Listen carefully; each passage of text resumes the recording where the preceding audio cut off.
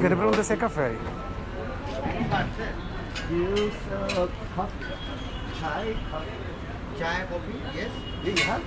Oh, Okay, sí. okay. Ok, estamos aquí en un restaurante completamente sudado. Esto va a ser la situación. ¿Y qué? ¿Cucarachas? Yo me imagino. ¿Hay muchas cucarachas? ¿Dónde? Por eso no se come. Y entramos a este sitio. Oh boy.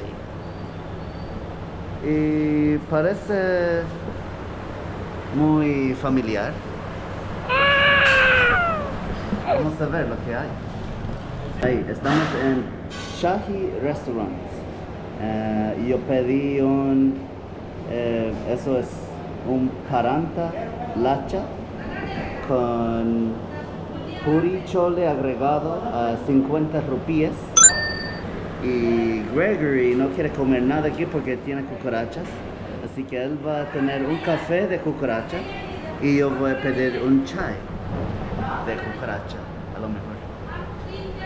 Podría ser peor, podría ser una rata dentro aquí. Eso sí.